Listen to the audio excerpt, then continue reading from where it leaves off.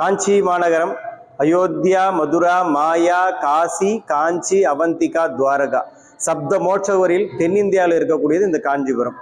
6 மோட்சவரி north இந்தியாவில் இருக்கு. 3 சிவஸ்தலம் பிரதானம், 3 விஷ்ணு பிரதானமாக இருக்கிறது. இந்த தென்னிந்தியாவில் இருக்கக்கூடியது ஹரிஹர கஷேத்திரம். சிவகஞ்சி விஷ்ணு கஞ்சி ரெண்டுமே இங்க. ஏகாம்பரநாதர், வரதராஜ பெருமாள், தேவாதிராஜன் சொல்லக்கூடிய வரதராஜ பெருமாள் அத்திவரத வைபவம். இங்க வந்து மணல் லிங்கம் கொடுத்து சுவாமி காமாட்சி அம்மன் மணலால லிங்கம் பிடிச்சி பூஜை பண்ணி கல்யாணம் பண்ணின்ற இடம் பிருத்திவி கஷேத்திரம். ஏகம் ஆம்பரம் மாமர சுரூபமா இருக்கிறது. இந்த காஞ்சிபுரத்துல சிவகஞ்சி விஷ்ணு கஞ்சி ஆகிய ஸ்தலங்களுக்கு மத்தியில் தெற்கு முகமாக கர்ணகி அம்பாள் சமேத சித்திரகுப்த சுவாமி ஆலயம் அமையப்பெற்றது. அதாவது தனி கருவுடன் கூடிய சன்னதி.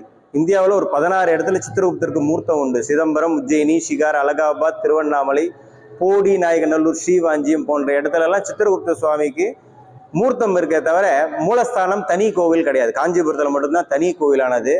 வந்து கேதுவின் அதிதேவதையாக சித்திரகுப்தர் கருதப்படுகிறார். என்னன்னா வலது கையில இழுத்தானையும் இடது கையில ஓலைச்சுவடியை வச்சிருக்கார். அதாவது ஜாதகத்துல ஜனனி ஜென்ம சௌக்கியானாம் வர்த்தினி குலசம்பதாம் பதவி பூர்வ புண்ணியானாம் லிக்கியதே லக்னம் பத்திரிகான்னு சொல்லியிருந்தது. அது நம்ம அதான மனுஷ பிரிவியா எல்லாருக்குமே இந்த ஜென்மத்துல நமக்கு வரக்கூடிய நன்மைகள் தீமைகள் எல்லாத்துக்கும் காரணம் பூர்வ புண்ணியம் அப்படின்னு சொல்றது. அந்த பூர்வ புண்ணியம் எல்லாத்தையும் எழுதக்கூடிய சுவாமியா சித்திரகுப்த சுவாமி. நம்ம ஆத்மாவானது யம தர்மராஜா இடத்துல போகும்போது இந்த ஜென்மத்தில நம்ம பண்ணக்கூடிய பாவங்கள் புண்ணியங்கள் எல்லாத்தையும் யம தர்மராஜாவுக்கு எடுத்து உரைக்கக்கூடியவர் தான் சித்திர புத்திரர். ஆனா நம்ம கூப்பிடுறது சுவாமி வந்து சித்திர குப்தர்கள். காரணம் என்னன்னா அப்தம் அப்படின்னா ரகசியம் அர்த்தம், சித்துன்னா மனசுன்னு அர்த்தம். நம்ம மன ரகசியத்தை எழுதக்கூடிய சுவாமியா இருக்காரு. நம்ம ஆத்மாவை பத்தி சுவாமி இடத்துல இவ்வளவு பாவம் பண்ணியிருக்கா, இவ்வளவு புண்ணியம் பண்ணியிருக்கான்னு அடுத்த பிறவி இருக்கா இல்லையா அப்படின்றதெல்லாம் யம தர்மராஜா கிட்ட சொல்லக்கூடியவர். பாவத்துக்கு உண்டான தண்டனை கொடுத்து மறுபிறவியும், புண்ணியத்துக்கு உண்டானது பிறவாவரம் என்கின்ற இந்த மோட்சத்தையும் கொடுக்கக்கூடியவர் தான் சித்திரகுப்த சுவாமி. அதனால அவரோட காயத்ரியால தேகினி அஸ்தாயுமே பத்திரதராயுமே தன்னோ சித்திர பிரஜோதயல் அப்படின்னு சொல்லின்றது காயத்ரியானது. கேதுவுக்கு அதிபதியா இருக்க வாழ்நாள்ல கேதுவினால ஏற்படக்கூடிய தடைகள், அதாவது ராகு கேது பாம்பினோட தலை கால்போம். அதனால ராகுக்கு வந்து ஒரு பரிகாரம் பண்ணா கேதுக்கு போய் சேரும், கேதுக்கு ஒரு பரிகாரம் பண்ணா ராகுக்கு போய் சேரும். அதனால இந்த சர்ப்பங்கள் வந்து சுவாமியை தீண்டி பூஜை பண்ண கோயில் தான் இந்த திருநாகேஸ்வரம், காலாஸ்திரி, இந்த மாதிரி இடங்கள். இது வந்து சர்ப்பதோஷ பரிகாரம் பண்ணுவோம். இங்க வந்து சுவாமிக்கு அதிபதினா என்ன, சித்திரகுப்தர் கேதுவோட அதிதேவதையா வர்றாரு. ஒவ்வொரு கிரகங்களுக்கும் ஒவ்வொரு சுவாமி அதிபதி.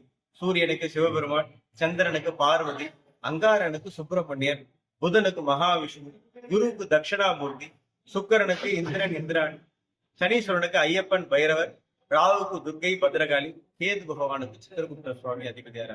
அதனால இந்த கேது பரிகாரம் இந்த கோயில் என்னன்னா ஒரு 3 விதமான பரிகாரங்கள். சுவாமிக்கு வந்து 108 சங்கு பூஜை பண்ணி ஹோமம் பண்றது, ராகு கேது சிறப்பு பரிகார ஹோமம்ன்றது. இந்த வந்து பரிகார ஹோமம் இதான் முதன்மையான பூஜை. இதுக்கு அடுத்தபடியா சுவாமிக்கு அபிஷேகம். எல்லா அதாவது நட்சத்திரத்திலையும் அஸ்வினி மகம் மூலம். என்ன காரணம்னா கேதுவோட நட்சத்திரமானது அஸ்வினி மகம் மூலம், சித்திரகுப்தரோட நட்சத்திரம் சித்திரை, பூரட்டாதி நட்சத்திரத்துக்கு சித்திரகுப்தர் அதிதேவதை. அதனால இந்த 5 நட்சத்திரங்களை பூஜை பண்றதும் வார நாட்கள்ல செவ்வாய்க்கிழமை, சனிக்கிழமை, ஞாயிற்றுக்கிழமை இது ரொம்ப விசேஷம். செவ்வாய் சனி வந்து கேதுக்கு வந்த நாள், ஞாயிற்றுக்கிழமை சித்திரகுப்தர் வந்த நாள். அதனால இந்த நாட்கள்லாம் பரிகாரத்துக்கு உண்டான முக்கியமான தினங்கள். இந்த நாட்கள்ல பண்ணக்கூடிய அபிஷேகம் ரொம்ப சிறப்பு. இதை தவிர சுவாமியோட நட்சத்திரமானது பௌர்ணமி, அதாவது சித்திர நட்சத்திரம், சித்ரா பௌர்ணமியில பிறந்தார். சித்திரையும் பௌர்ணமியும் கலக்கக்கூடிய நாட்கள்ல பிறந்தனால சித்ரா பௌர்ணமி இந்த கோயில்ல ஒரு முக்கியமான விசேஷமா இருக்குது. அதனால அந்த நாட்கள் என்ன பண்ணுவாங்கன்னா கொள்ளு உளுந்து இதை வச்சு சுவாமிகிட்ட அர்ச்சனை பண்ணி அதை எடுத்துட்டு போய் ஊற வச்சு பசுமாட்டும். எல்லா பௌர்ணமி தினத்திலையுமே இது பண்ணக்கூடியது. இதுல முக்கியமான நிகழ்வு என்னன்னு கேட்டீங்கன்னா சித்திரை மாசம் சித்திரை நட்சத்திரத்துல அந்த பௌர்ணமி கலக்கக்கூடிய நாள். அதாவது இந்த வருடம் 30/4/2026 அன்னைக்கு சித்திர நட்சத்திரம் இருக்கு. மறுநாள் 1/5/2026 மதியம் வரையிலும் சித்திர நட்சத்திரம் இருக்கு. பௌர்ணமி வந்து 1/5/2026 காலையிலிருந்து நைட் வரைக்கும் ஃபுல் டே பௌர்ணமி இருக்கு. அதனால இது கலக்கக்கூடிய நாட்கள் அப்படின்றதுனால இந்த சித்ரா பௌர்ணமின்றது அனுஷ்டிக்கப்படுகிறது. இருந்தாலும் ஆலயத்துக்கு பிரதானம் நட்சத்திரம். அதனால முன்னாள் அந்த 30ஆம் தேதியானது ஆலய உற்சவமும், சித்ரா பௌர்ணமி தரிசனம் 1/5/2026 மே 1ஆம் தேதி அன்னைக்கும் சிறப்பா நடைபெறுவது இப்ப வருஷத்துல. இதுல என்னன்னா காலையில ஒரு 8 மணி அளவில் நவகலச ஹோமம் 30/4 வேழக்கிழமை வரும் வேழக்கிழமை அன்னைக்கு காலையில நவகலச ஹோமம், அதனை தொடர்ந்து சுவாமிக்கு அந்த அபிஷேகம், சிறப்பு அலங்காரம் பண்ணி அன்னதானங்கள் இது சிறப்பா நடைபெறும். இது காலையில உண்டான function. சாயந்தரம் என்னன்னு பாத்தீங்கன்னா சுவாமிக்கு வந்து இந்த கச்சபேஸ்வர ஆலயத்திலிருந்து இந்த கருணிகம் சமுதாயம் மூலியமாக அந்த சுவாமிக்கு திருக்கல்யாண சீர்வரிசைகள் மேலதாளங்களுடன் கொண்டு வந்து இங்க சுவாமி இடத்துல அலங்காரம் பண்ண சுவாமி சித்திரகுப்தர் கர்ணகிரிக்கு கல்யாண வைபவம் சிறப்பா நடக்கும். இது தொடர்ந்து சுவாமி வந்து வீதி உலா பரப்பாடுகள். இதை முடிச்சு சுவாமி வந்து மண்டபத்துல வந்துருவார். மறுநாள் காலையில இந்த சுவாமிக்கு இந்த விஸ்வரூப தரிசனமானது தொடங்கி மூலஸ்தானத்துல சுவாமிக்கு அபிஷேகமும் எல்லா ஆராதனைகளும் தொடங்கி காலையில 5 மணி முதல் இரவு 10 மணி வரை சிறப்பான இந்த சித்ரா பௌர்ணமி உற்சவம் நடைபெறுது. இந்த சித்ரா பௌர்ணமியில வந்து தரிசனம் பண்ணால 7 ஜென்மத்துக்கு நம்ம பண்ணக்கூடிய பாவங்கள் நிவர்த்தி என்பது இந்திரனே வந்து பூஜை பண்றதா ஒரு ஐதீகம் இந்த கோவில. காரணம் என்ன, இந்திரன் இந்திராணிக்கு வம்சவிருத்தி, அதாவது மலட்டுத்தன்மை, இந்திரலோகம் மலட்டுத்தன்மை நீங்கிறதுக்காக சித்திரகுப்தர் வந்து காமதேனுவோட மடியிலிருந்து அந்த தடாகத்துல தோன்றினார்னு ஒரு ஐதீகமா இருக்கிறது. காரணம் என்ன, இந்திரனுக்கு வளர்ப்பு மகனா சித்திரபுத்திரர் இருக்கார். இந்திரனோட வளர்ப்பு மகனா இருக்கிறதுனால அவர் பிறந்த தினத்துல அந்த நாட்களானது சித்ரா பௌர்ணமி, அவர் பிறந்த உதித்த தினம். அதனால அதுவும் ஒரு விசேஷம். காரணம் என்னன்னா, இந்த கோவில்ல வந்து சித்திரகுப்தருக்கு ஜனனமானது 3 விஷயமா சொல்லப்படுகிறது. ஒண்ணு சிவன் வரைந்த ஓவியம், அதற்கு முறைப்படியான உயிர் கொடுக்கறதுக்காக பார்வதா தேவி சூரியனுக்கு நீலாதேவின்ற வானவில் லங்கைக்குமாக பிறந்தவர் தான் சித்திரபுத்திரர். அவர் தான் வந்து நம்மளோட உலக கணக்கும் எழுதுறார். அதற்காக தான் அவர் படைக்கப்பட்டது.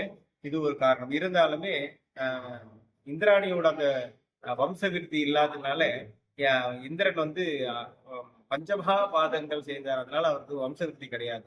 அதனால இருந்தாலும் இந்திராணிக்காக என்ன ஏது பாரு அப்படின்னு சொல்லி அந்த மகாவிஷ்ணு வந்து சித்திரகுப்தர்கிட்ட சொன்னதுனால அவர் வந்து இது மாதிரி பாவங்கள் இருக்கு, அதனால அவருக்கு அந்த மலட்டுத்தன்மை ஏற்படுது. இருந்தாலும் அந்த தேவலோகம் மலட்டுத்தன்மையில கஷ்டப்படக்கூடாது, எல்லாம் சுபிட்சமா இருக்கணும்ன்றதுனால அவருக்கு ஒரு வளர்ப்பு மகனாவது இருக்கணும். அதுக்கு போய் நீ இந்திரலோகத்துல போய் பிறக்கணும், அதனால அந்த காமதேவ மடியில போய் இருந்து பொதி அப்படின்னு சொன்னதுனால அவரே வந்து சத்புத்திரனா பிறந்து இந்திரனுக்கு வளர்ப்பு மகனா இருக்காரு. அவர் வளர்ந்து அதாவது பிரம்மாவுக்கு நிகராக ஒரு உலகத்தையே எல்லாத்தையுமே படைத்தல் தொழிலே செஞ்சார் அவர். அப்போ அது செய்யும் போது சூரிய பகவானானவர் பிரம்மா வந்து சொல்லி, சூரிய பகவானானவர் சித்திரகுப்தருக்கு எல்லாம் நீ வந்து ஒவ்வொருத்தருக்கும் ஒவ்வொரு தொழில் உண்டு, எனக்கு வந்து கால கணக்கு இருக்கு, அது மாதிரி வருணனுக்கு மழை, இது மாதிரி அக்னிக்கு வந்து ஒவ்வொரு விஷயத்தையும் சொல்லி நீ வந்து பாவ புண்ணியம் இதை எழுதுறதுக்காக தான் படைக்கப்பட்ட, அதனால பிரம்மாவோட தொழிலை நீ பண்ணக்கூடாதுன்னு சொல்லி அவருக்கு அட்வைஸ் பண்ணதுனால இங்க சுவாமி இடத்துல அவருக்கு கர்ணைகாமுகா சித்திரகுப்தர் இங்க கல்யாண வைபவம் நடந்து இதுக்கு அப்புறமா யம தர்மராஜா சகாயம் புத்தியா இன்னைக்கு வரைக்கும் நம்மளோட பாவ புண்ணிய கணக்கு எழுதிட்டு இருக்காரு. அதான் விசேஷம் சுவாமியோட முக்கியமானது. இது வந்து வேற எங்கேயுமே இந்த கல்யாண உற்சவமான நிகழ்ச்சி இந்த காஞ்சிபுரத்தை தவிர வேற எங்கேயுமே. ஏன்னா காரணம் என்னன்னா, கர்ணிகை அம்பாள் சித்திரகுப்தருக்கு மூர்த்தமானது இங்கதான் இருக்கு. வீதி உலா புறப்பாடு உற்சவர், அதாவது சுவாமி மூர்த்தம் உற்சவம் எல்லாமே இருக்கணும். மூலவர் உற்சவர் அதோட உற்சவங்கள் இது நடக்கிறது தனி கோவில்.